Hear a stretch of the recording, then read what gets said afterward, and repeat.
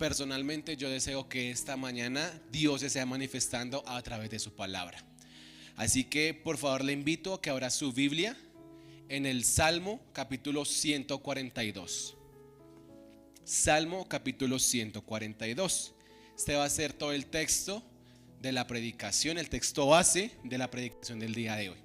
Y si no trajo su Biblia, no se preocupe, aquí en pantalla estaremos proyectando los versículos. Salmos capítulo 142. Y vamos a iniciar con el Salmos capítulo 142, versículo 1. Y leemos la palabra de Dios en el nombre del Padre, del Hijo y con la autoridad dada por el Espíritu Santo de Dios, así: con mi voz clamaré a Jehová, con mi voz pediré a Jehová misericordia. Una vez más lo leemos, Salmos capítulo 142, versículo 1, versión Reina Valera 60. Con mi voz clamaré a Jehová, con mi voz pediré a Jehová misericordia.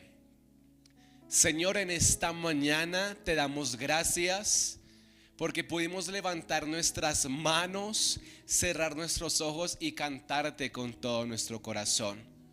Porque como iglesia, como tus hijos, como hermanos, pudimos decirte que nos encanta estar en tu presencia, que no hay nada más hermoso para nosotros que estar en tu presencia y juntos cantarte santo. Que nuestro corazón se unió a la melodía angelical, la cual en este momento está a lo largo del mundo, del planeta, en Colombia, en Puerto Rico, en Estados Unidos, bendito Salvador. Y que también, Jesús de Nazaret, nos alegramos y te adoramos porque tú eres hermoso, Dios. Pero en este momento, de la manera más sencilla y humilde, te pedimos por favor que la manifestación de tu presencia, como lo hubo en la alabanza, también lo esté en la predicación de tu palabra, porque anhelamos escucharte a ti.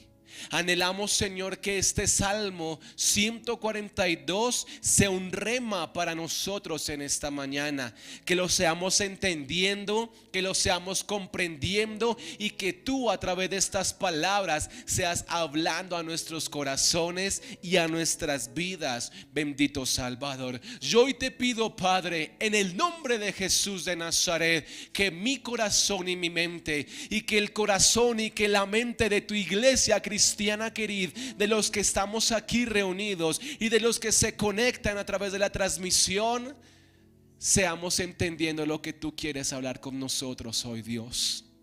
Que el mensaje sea claro, sea concreto, Jesús, y de edificación para nuestra vida. En el nombre de Jesús hemos orado. Amén y amén. La predicación del día de hoy tiene como título Crudamente sincero. Y en días anteriores hablaba con mi hermano menor y con nuestras esposas y les contábamos anécdotas y experiencias de nuestra niñez. Y entre tantas cosas, él y yo recordamos un profesor que nos dictó ciencias sociales de sexto de bachillerato hasta noveno. Y lo recordábamos porque él tenía una particularidad. Las clases de él era copiar el libro que teníamos y pasarlo a nuestro cuaderno. Y esas clases se sacaba una buena calificación cuando copiábamos textualmente, cuando calcábamos los mapas y a esos mapas lo coloreábamos. El cuaderno más lindo respecto a escritura y calcar los mapas era el que tenía la calificación de 5, 4, 9 y demás. Pero no solamente lo recordábamos porque él nos ponía a calcar, sino también porque cada vez que llegaba a la clase no saludaba, no decía nada, sino entraba, sacaba su marcador y en la parte alta del tablero colocaba generalmente 6 o 7 valores cada clase. Colocaba compromiso, respeto, colocaba integridad y demás. Pero mientras Dios me permitía redactar esta predicación, recordé la palabra que siempre colocaba en la mitad: honestidad. Era el valor que él colocaba siempre o la mayoría de veces en la mitad del tablero: honestidad. Y es por eso que hoy en la predicación vamos a hablar acerca de la honestidad, pero no como honestidad, como valor de la persona, sino con la honestidad que debemos tener nosotros con Dios. Y leía la biografía de James McQueen. Él era o fue un veterano de la guerra de Irak. Y cuando él era veterano de la guerra de Irak, escuchaba llorar a un niño a lo lejos e inmediatamente a su memoria recordaba aquellos niños los cuales estaban llorando y los gritos que ellos tenían allí en Fulja. Las monedas que sonaban en la registradora cuando iba allí al supermercado recordaban las municiones las cuales él descargaba o que escuchaba que sus demás compañeros descargaban cumpliendo allí su misión en la guerra. Y de pronto, de tantos sonidos, estaría solo en un pasillo, olvidando cómo fue que llegó a aquel pasillo y recordando absolutamente todo aquello que había sufrido en la guerra. Los movimientos y los sonidos que él escuchaba hacía que su mente automáticamente regresara nuevamente a Irak, de vuelta a la zona de guerra. Y esto psicológicamente se llama como red de realidades. Y en la biografía él decía que un sonido era solamente suficiente para que su mente se fracturara y tuviera esos momentos los cuales no eran para nada cómodos para él. Él a los 27 años de edad, ya retirado como veterano, tenía desórdenes de estrés postraumático en ocasión a la guerra. Y ese estrés es un severo desorden de ansiedad, la cual se caracteriza principalmente por los recuerdos, por las pesadillas y por un estado elevado de alerta que sufre la persona que tiene este estrés postraumático. Y él relata en su biografía que cuando regresaba a su casa del segundo viaje de combate, McQueen tenía pesadillas todos los días. Y aparte de tener pesadillas todos los días, él tenía problemas de comunicación, no solamente con su esposa, sino también con las demás personas, el cual él frecuentaba normalmente. Y era tanto el estrés que él tenía que decidió aislarse de absolutamente todo. Y en medio de ese aislamiento encontró un programa que se llama, me perdona la pronunciación en inglés, Operation Freedom Spouse.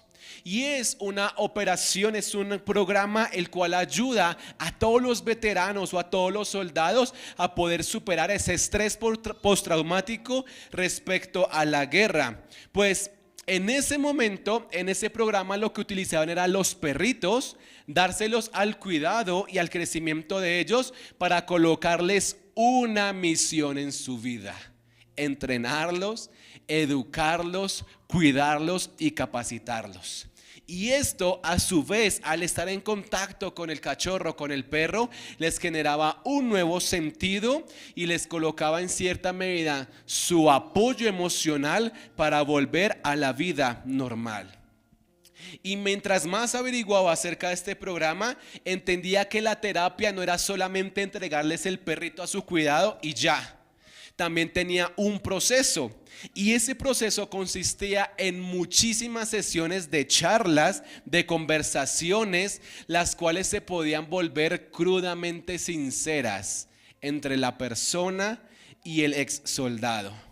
Y eran tan sinceras que no solamente en esas charlas se podía revelar su condición médica, sino también charlas en las cuales descubrían su problema, hablaban de sus errores, eran sinceros con sus traumas y eran honestos con sus posibles soluciones.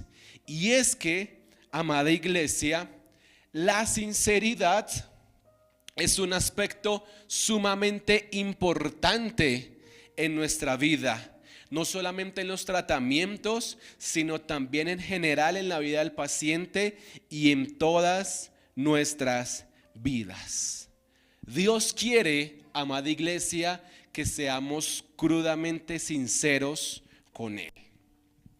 La sinceridad, según la definición de la Real Academia Española, es la cualidad de obrar y de expresarse con verdad, con sencillez y con honestidad, sin fingimientos o sin segundas intenciones. Y esta cualidad debe estar presente en ustedes y en mí, en especial en nuestras oraciones con Dios. En todas las oraciones que hagamos con Dios, la sinceridad debe estar presente. Nuestra oración debe ser sincera, desde la que le presentamos a Dios en gratitud por los alimentos hasta la oración que nosotros presentamos en nuestro devocional. La oración que nosotros debemos realizar debe ser sumamente sincera, desde la primera que hacemos cuando despertamos nuestros ojos hasta el más grande clamor que presentemos en nuestra vida a Dios. Nuestra oración, todas las oraciones que nosotros hagamos, amada iglesia, deben ser honestas, deben ser crudamente sinceras con Dios. ¿Por qué? Porque Dios quiere que seamos crudamente sinceros con Él. Y así como a mí me gusta relatar biografías de personas las cuales hablan acerca del propósito de la predicación, que el cual para este momento es la honestidad, también me gusta hablar de personas en la Biblia las cuales fueron honestos y crudamente sinceros con Dios. E investigando y hablando, Dios traía a mi corazón y a mi mente la vida de David. ¿Cuántos conocen la vida de David? La mayoría, ¿verdad? Y es que David es un gran ejemplo de las oraciones que se hacen honestas y sinceras ante Dios. Aunque no todos, la mayoría de los salmos fueron escritos por el salmista David. Y en ellos salmos encontramos muchísimas condiciones, salmos de gratitud, de alabanza, de súplica, de ruego y demás. Pero antes de que David se convirtiera en ese salmista que quizás nosotros recordamos hoy, David fue un niño el cual fue rechazado por su padre. Fue un niño el cual vivía en casa de su padre, pero estaba exactamente en el mismo escalafón familiar del integrante menos deseado de la familia. Pues a él lo tenían realizando una labor la cual se consideraría menospreciable en esa época. Él era el pastor de las ovejas.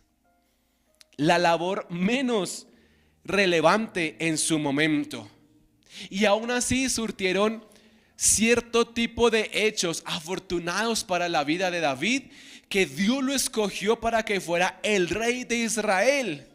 Y cuando Dios lo escogió, Dios escogió al profeta Samuel para que fuera y lo ungiera, así como Samuel ungió al primer rey del pueblo, el cual fue Saúl. De la misma manera Dios habló a Samuel y le dijo: he escogido un nuevo rey, el cual tiene mi corazón, el cual es conforme a mi corazón.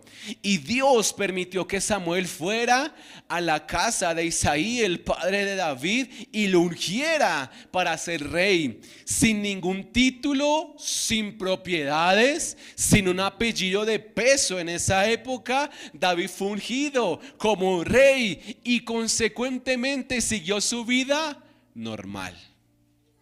No fue que Samuel lo ungió y después llegó todo el ejército de Israel y lo llevó a caballos y lo puso en el palacio. No, fue ungido un día y al siguiente día, ¿qué tuvo que hacer? Seguir pastoreando las ovejas. Y un día, como cualquier otro en esa función, Israel estaba en contra, nuevamente en guerra, en contra de los filisteos.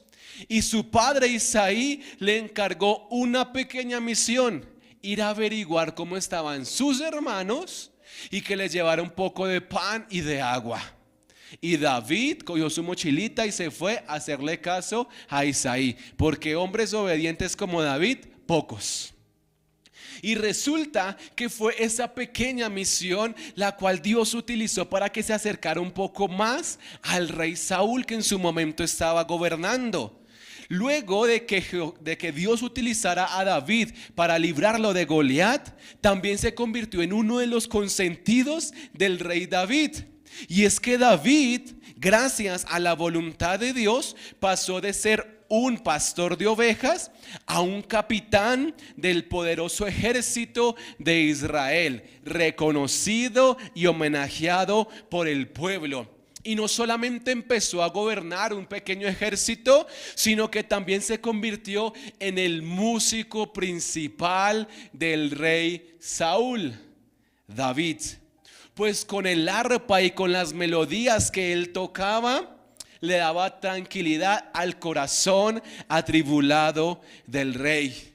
Y yo creo que cuando David empezó a ver que primero fue pastor de ovejas, después ascendió a ser capitán de ejército, Saúl, le dio una de sus hijas para que se casare, después pasó a ser principal y después pasó a ser prácticamente como mano derecha del rey. Yo creo que David estaba diciendo: la logré, ya estoy llegando a la cima. Yo creo que el día siguiente o la semana siguiente, la unción que tuvo Samuel conmigo, ya el rey me dará la corona y me la entregará, y ahora sí a gobernar. Y cuando David estaba en la cúspide, de un momento a otro llegó su declive, llegó el descenso, porque un día cualquiera, mientras él estaba tocando el arpa, dice la Biblia que el espíritu que atormentaba a Saúl lo tomó y Saúl lanzó su lanza para poder asesinar a David. Y en su agilidad de muchacho la pudo esquivar. Y la Biblia no dice que fue solamente una vez, sino fueron 2 veces las cuales Saúl trató de atentar en contra del futuro rey de Israel. Y fue ahí donde David entendió que ya su lugar no era en el palacio, sino era fuera del palacio, porque o si no, ahí iba a perder su vida. Y todo empezó a empeorar. Fue tan grave la situación que le tocó salir huyendo del palacio, dejando a su mejor amigo Jonatán, debido a la condición de enemigo del rey, y también recorriendo los terrenos más alejados del palacio del reino, pues esos lugares eran los que le daban cobertura. Y de ahí Saúl comenzó su cacería a David, permítanme el término, y pasaban los días y la persecución en contra de David era más fuerte y más fuerte. Y Saúl fortalecía su ejército y sumaba hombres para que fueran a asesinar a David. Y David corra y huya y escápese, y era demasiado agudo hasta que David decidió irse a la tierra de Gad, la ciudad natal de los filisteos, para poder esconderse. Qué irónico que se puede convertir la vida muchas veces. Del mismo lugar donde David mató al Goliat, el cual era descendiente de Gad, David corrió a ocultarse, pues era el único lugar, entre comillas, seguro para salvar su vida de Saúl. Era el único lugar donde los enemigos de Israel mismo no iba a ir a buscarlo. Y dentro de su momento, también la Biblia narra que en Gad se dieron cuenta que ahí David, el que había matado a Goliat, se estaba encontrando. ¿Y qué le tocó hacer a David? David no cogió su espada y su escudo y dijo: si Dios es conmigo, ¿quién contra mí? No, a David le tocó fingir demencia. Le tocó hacerse el loco. Le tocó empezar a sacar baba por su boca y que le saliera por la barba y fingir demencia para poder esquivar ahora también a los filisteos, los cuales habían dado cuenta de ser el consentido del rey a fingir demencia en la tierra de Gad.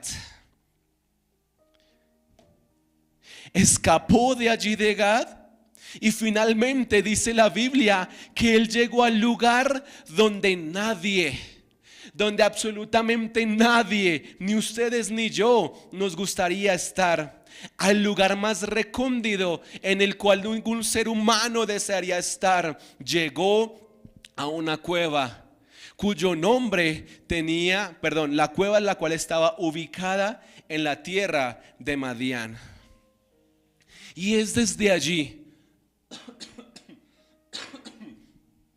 desde la cueva ubicada en Madián, donde David compone 3 cánticos, los cuales se podrían clasificar, según los grandes teólogos del Antiguo Testamento, como un salmo de gratitud, un salmo de alabanza y un salmo de queja. Y yo pensaba y decía para dentro de mí, en una cueva, sucio, con frío, con hambre, David compuso un salmo de gratitud. David compuso un salmo de alabanza. David compuso un salmo de queja. Ese sí me cuadraba un poquitico más. Y esos salmos son el Salmo 34 de gratitud, el Salmo de alabanza, el 57, y el Salmo de queja. ¿Qué salmo? El Salmo 142.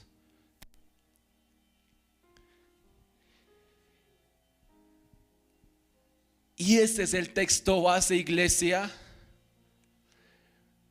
porque Dios hablaba a mi corazón y me decía, dile a mi pueblo que también en los momentos de tristeza, de angustia y de decepción está bien quejarse.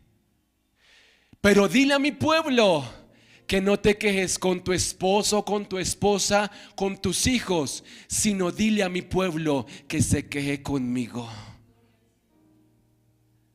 Porque de nada sirve, amada iglesia, quejarnos en contra del sistema, del alcalde, del presidente, de mi esposo, de mi esposa. De nada sirve quejarnos en contra de ellos o con ellos, porque ellos no tienen la solución. Lo que realmente sirve es que seamos honestos con Dios y nos quejemos delante de Él como manifestación de que si yo me quejo con Dios es porque entiendo que Él es mi Señor, que Él es mi Rey, que Él está por encima mío y que realmente Él tiene la solución. No debemos callarnos, no debemos guardar silencio de que estamos incómodos con nuestra situación, incómodos con la escasez, incómodos con la necesidad, incómodos con la enfermedad. Debemos manifestar, y así como David lo hizo en el Salmo 142, quejarnos delante de la presencia del Señor,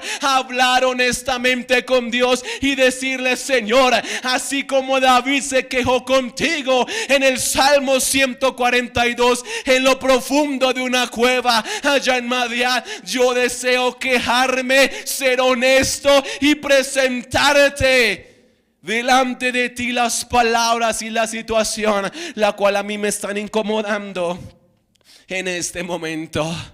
Muchas veces pensamos, amada iglesia, que nosotros no somos dignos ni siquiera de orar delante de Dios porque hemos pecado, porque hemos fallado, porque hemos mentido. Pero con este contexto, con esto que les acabo de contar, Dios nos dice: no importa lo que has hecho, no importa cómo has vivido, no importa lo que estás pasando, lo importante es que tú y yo seamos honestos delante de Dios en nuestras oraciones. Y me encanta cómo David comienza el Salmo 142 versículo 1. 142 versículo 1 dice: con mi voz clamaré a Jehová, con mi voz pediré a Jehová misericordia, con mi voz clamaré a Jehová, con mi voz pediré a Jehová misericordia. Iglesia, una oración sincera es aquella a la cual yo presento primeramente ante Dios. Está bien que ustedes y yo oremos los unos por los otros, así nos lo demanda Dios, pero en las oraciones sinceras somos nosotros los que con nuestras palabras, lo que con nuestros pensamientos, lo que sale de lo más profundo de nuestro corazón, de una manera personal le presentamos a Dios. Con nuestra voz a Dios le pediremos su misericordia. Podemos decirle a Dios: Dios, ten misericordia de mí. O de la misma manera, con la intencionalidad, con el dolor, con el sufrimiento, podemos decirle: Dios, ten misericordia de mí. Lo importante es que tú y yo lo hagamos de una manera personal, que la intencionalidad sea, cuando nos acercamos a Dios, ser sinceros. David comenzó el salmo y dijo: con mi voz yo clamaré a Jehová. No dice: con mi voz presentaré súplicas, con mi voz oraré. Denota la palabra clamor, denota la palabra con esa intencionalidad de clamor, de hacerlo diferente. No solamente decir: Señor, ayúdame, sino colocar la intención, colocar la emoción y decir: Señor, ayúdame. Clamo a ti con misericordia. Con mi voz a Jehová pediré misericordia. Iglesia, es de gran ayuda cuando ustedes y yo abrimos nuestros labios, cuando somos sinceros delante de Dios, cuando pronunciamos oraciones sinceras, cuando pronunciamos oraciones en las cuales con tranquilidad podemos acercarnos a Dios. David tenía 1000 razones para poder comprender y entender que Dios lo había abandonado.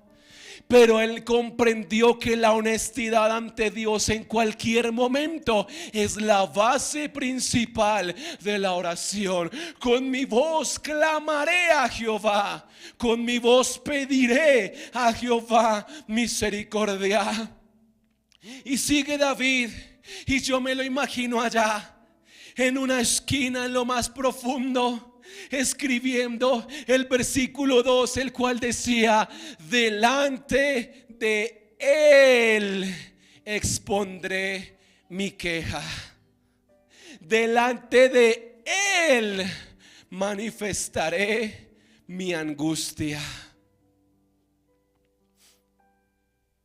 David expresa que tal cual como una persona habla con otra, a Dios le expresa su resentimiento, su disgusto, lo que está sintiendo en ese momento por todo lo que ha pasado con su vida. Y esto me lleva a entender que a cada uno de nosotros las personas nos buscan o nos consultan o nos piden consejo porque tenemos la solución. En mi trabajo, gracias a Dios, somos un grupo más o menos como de 70 personas. Y de esas 70 personas, cuando llega un contribuyente a buscar una solución respecto a un pago de un impuesto, ya sea predial o industria y comercio, hay 10 compañeros los cuales dominan el tema.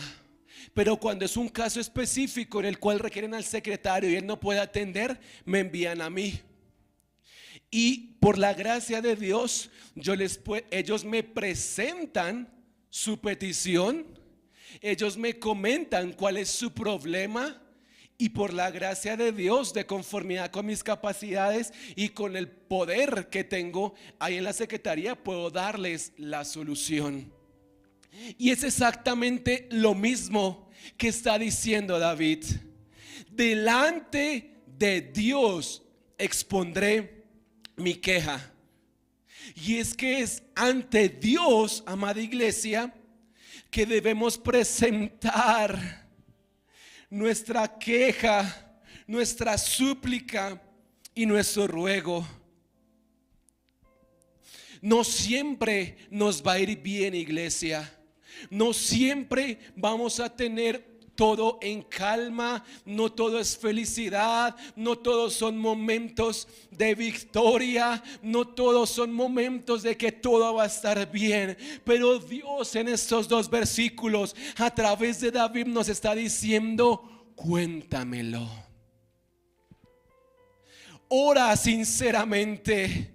Dime qué sientes, no importa si Dios ya lo sabe, Dios tiene el control, pero Dios quiere que ustedes y yo seamos sinceros con Él y oremos de la misma manera. Estos versículos, amada iglesia, no solo se tratan de David, hablan acerca de cómo Dios es la única persona en el mundo con quien podemos ser sinceros y la única persona en el mundo que nunca se va a ofender.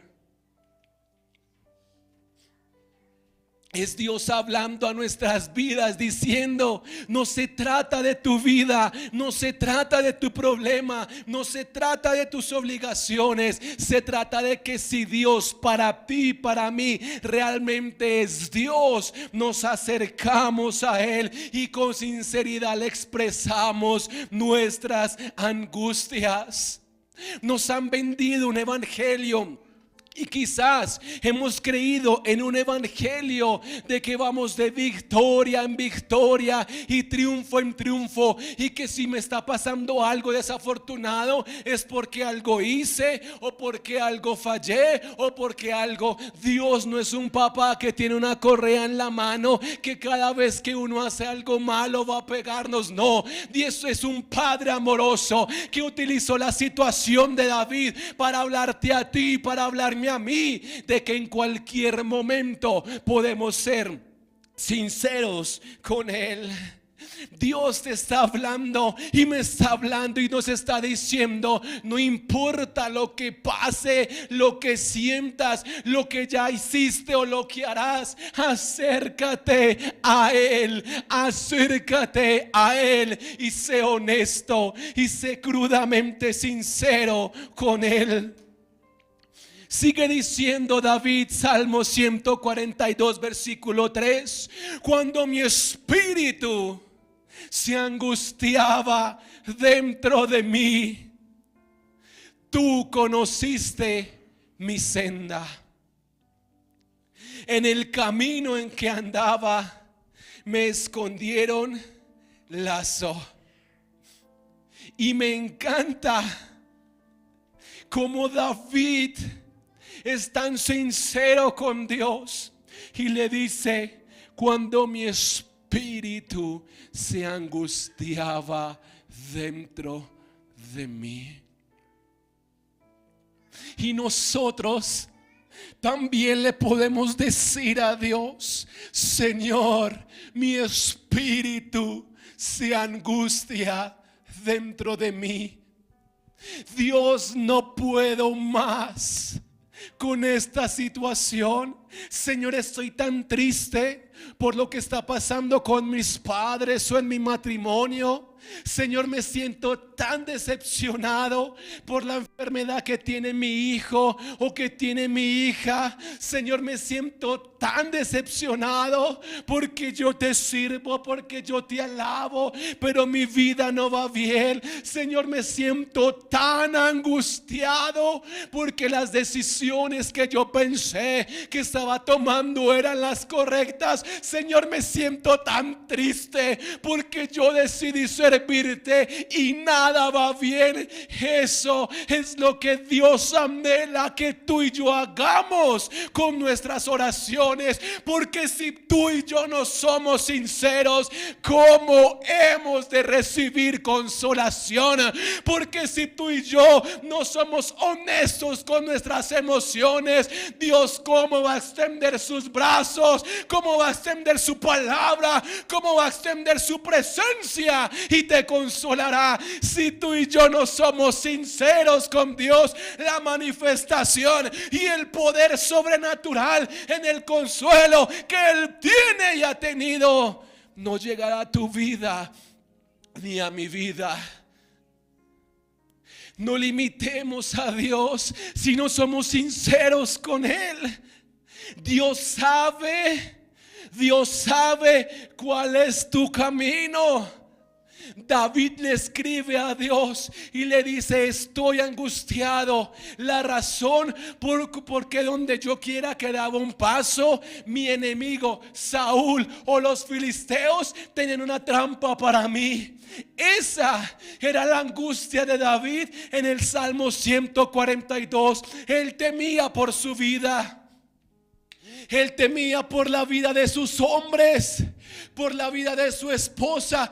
Por eso él huía, por eso él corría. Y le manifiesta a Dios: tener tanto peligro por mi vida es lo que me angustia. Porque si yo iba para Gat, había un ejército esperándome, pero si yo volvía a Israel, a Jerusalén, había otro ejército. Pero si me iba por los campos, encontraba otra trampa en contra mía.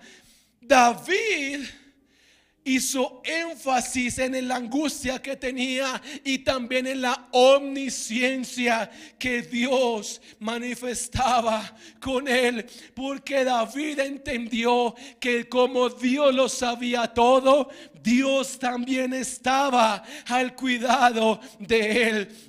Y amada iglesia, eso logra una oración sincera. Eso logra una oración sincera. Nosotros mismos somos conscientes de nuestra situación y empezamos a razonar de las soluciones. Yo puedo hacer esto, yo puedo hacer lo otro, yo puedo solucionar aquí, yo puedo solucionar allá. Pero cuando clamamos a Dios, cuando oramos sinceramente, cuando le pedimos a Dios, Dios nos dará la solución y la manera más sencilla, y la que realmente esa será la salida. David estaba angustiado porque cualquiera de sus decisiones al final veía que era camino de muerte. Pero cuando entendió que si clamaba a Dios, Dios lo llevó a la cueva de Madián, y allí, en el lugar donde menos esperaba, Dios cuidó y protegió su vida.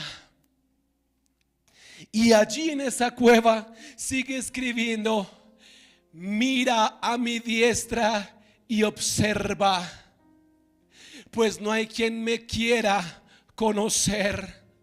No tengo refugio, ni hay quien cuide de mi vida.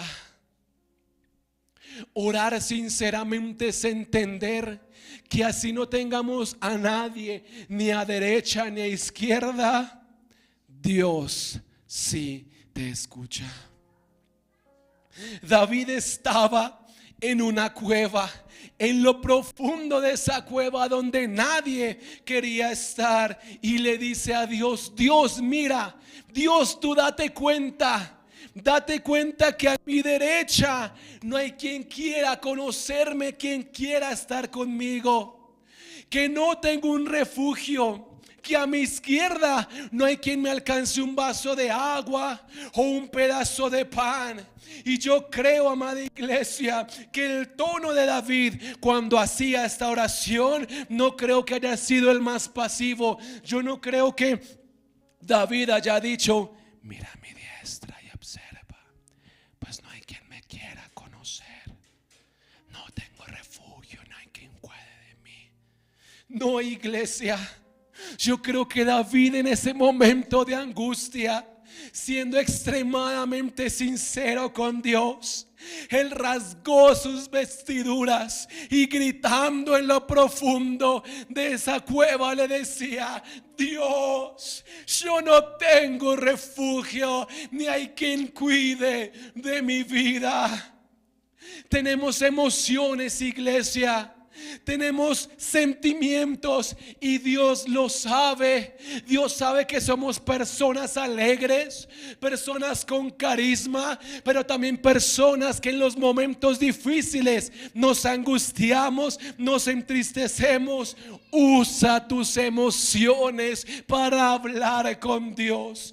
Usa tus sentimientos para ser sincero con Dios. Derrama tu corazón delante delante de la presencia del Señor. No te ahorres ni una sola lágrima delante de la oración que presentes. No bajes tu voz cuando estés triste, cuando sientas no poder más. Habla, ora, ora, ora, ora con tu tristeza y con tu alegría, ora con tu angustia y con tu victoria. Oremos sinceramente, oremos. Dios nos creó con mente, voluntad y emociones. Utilicemos esas emociones para clamar delante de Dios, para expresarte. Todos sabemos que Dios guardó a David a lo largo de su vida. Sin embargo, David escribió: no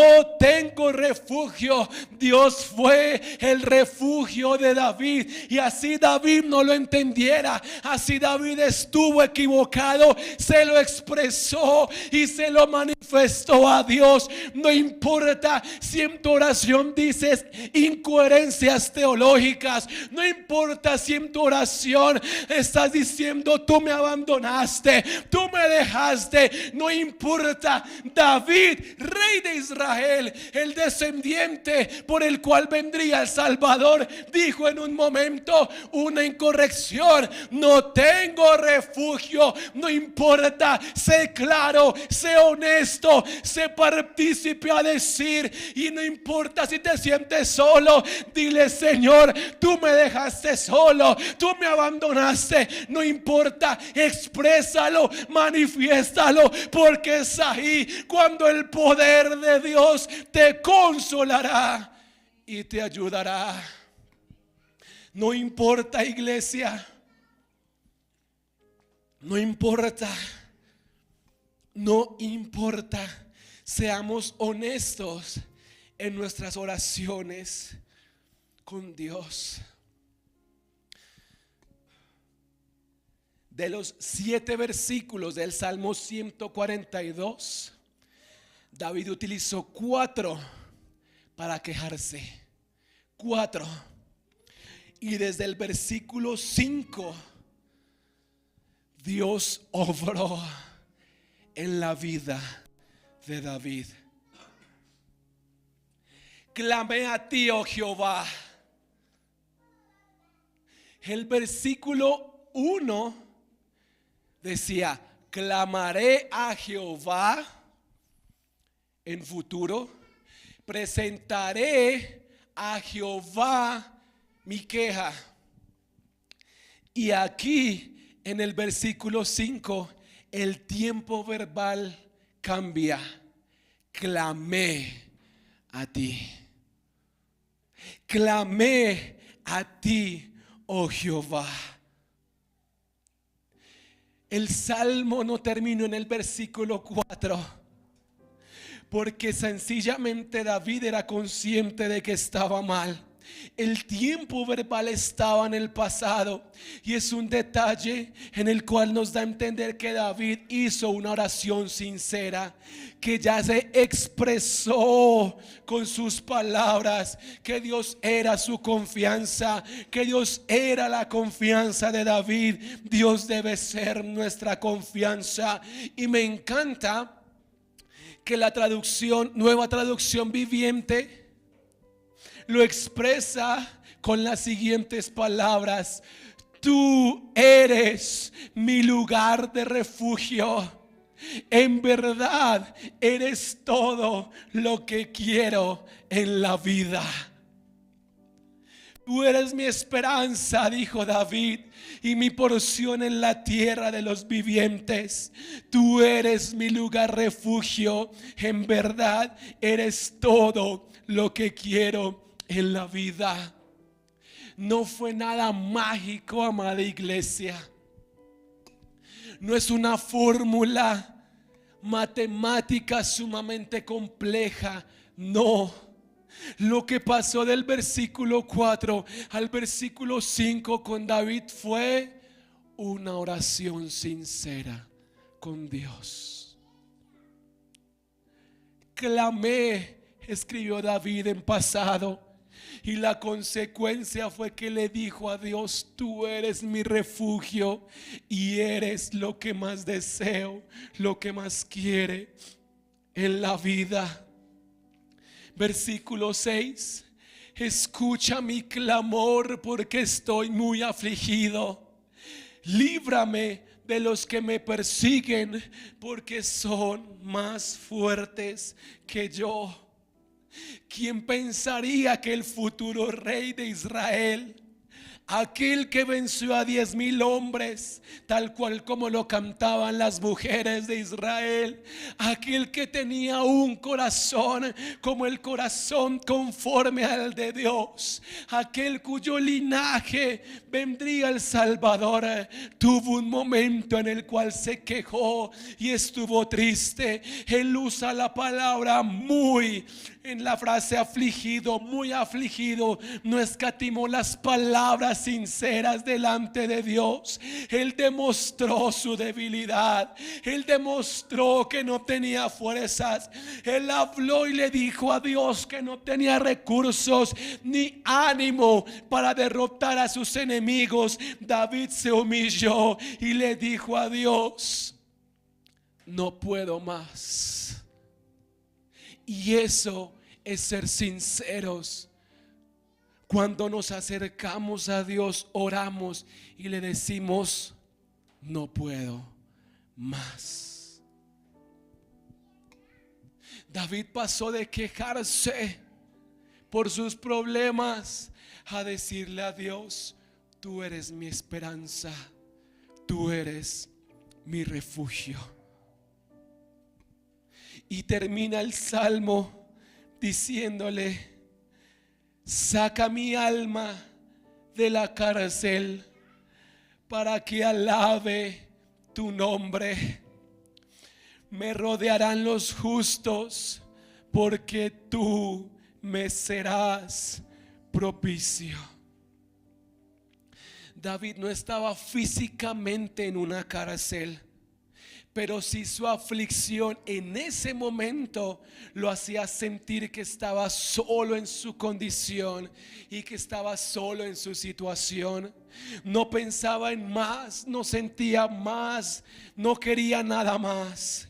Y aun cuando solo pensaba en su prueba, pidió a Dios un motivo para alabar su nombre.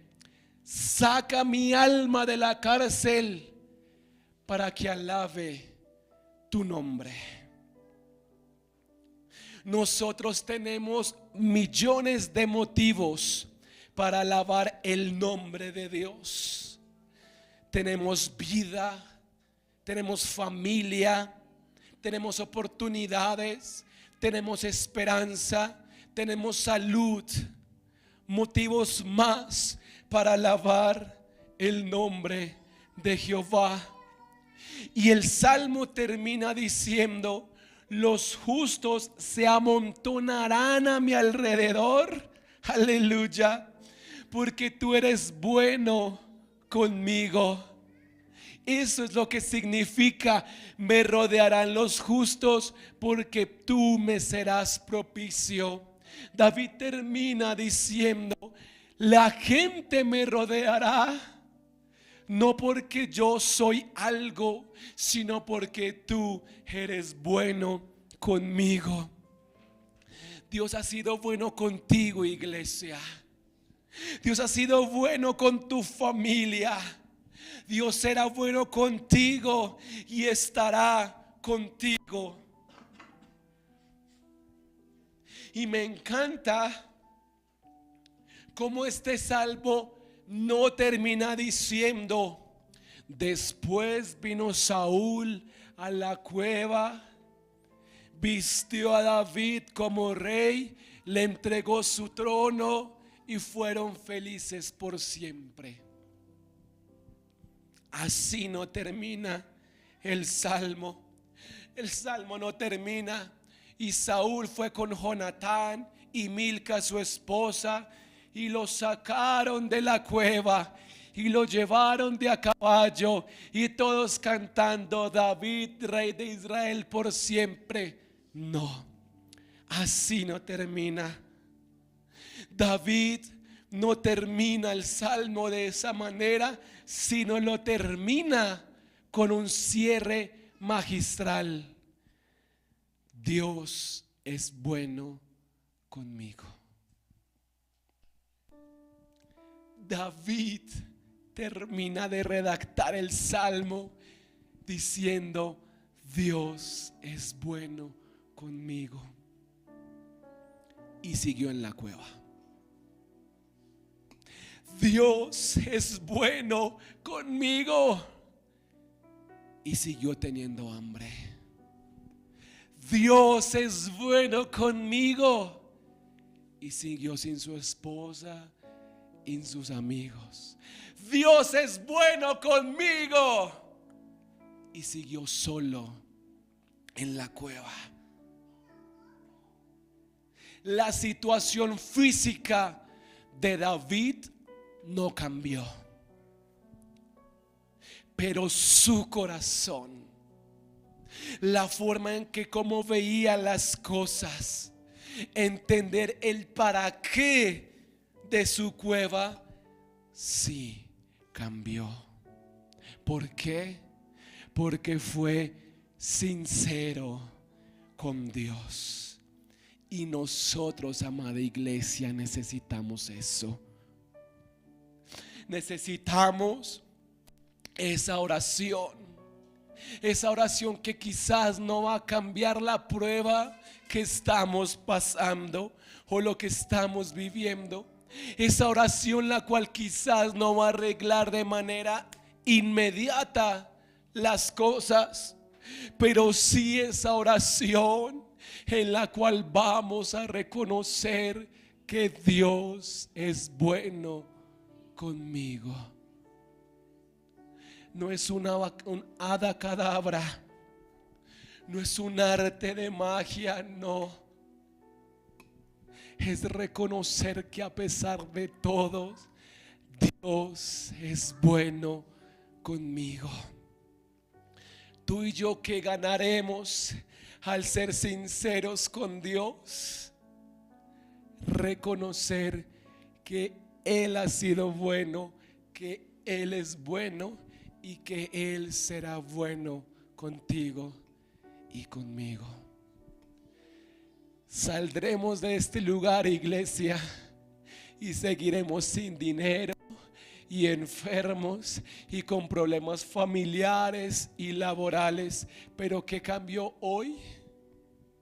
Que afuera Dios es bueno contigo, que tendrás paz, porque así como Dios cuidó de David, está cuidando de ti, de tu casa y de tu familia.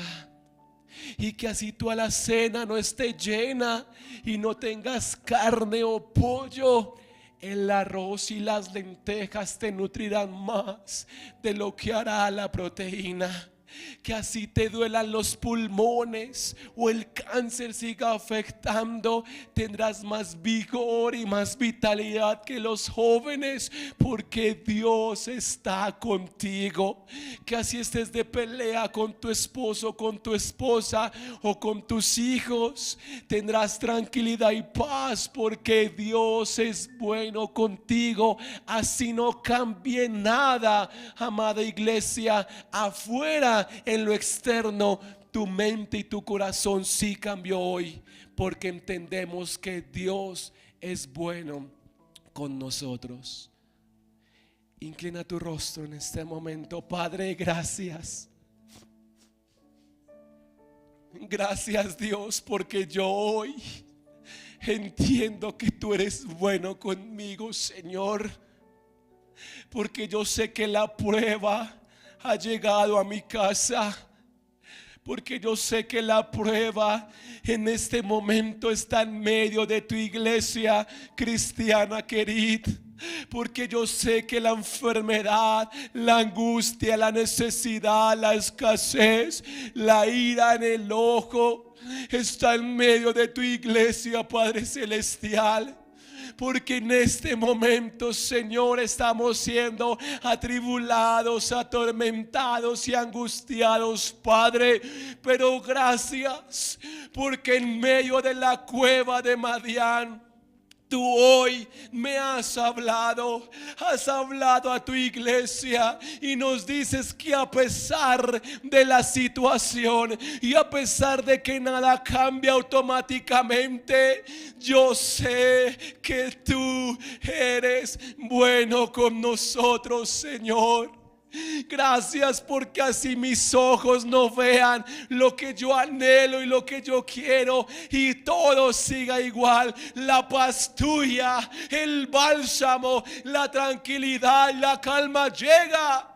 Porque entiendo y comprendo que tú eres bueno conmigo, Padre Celestial. Yo te clamo para que nosotros podamos presentar oraciones sinceras delante de ti, que no escatimemos lágrimas, que no escatimemos palabras, que no escatimemos presentar la queja y la angustia delante de ti, sino que esto sea nuestro mecanismo, nuestra paz y nuestra tranquilidad. Abrirte la puerta para que tú vengas a gobernar, para que tú nos ayudes, para que tú nos ayudes, para que tú nos ayudes, Señor. Nosotros tenemos una ventaja en comparación a los de afuera.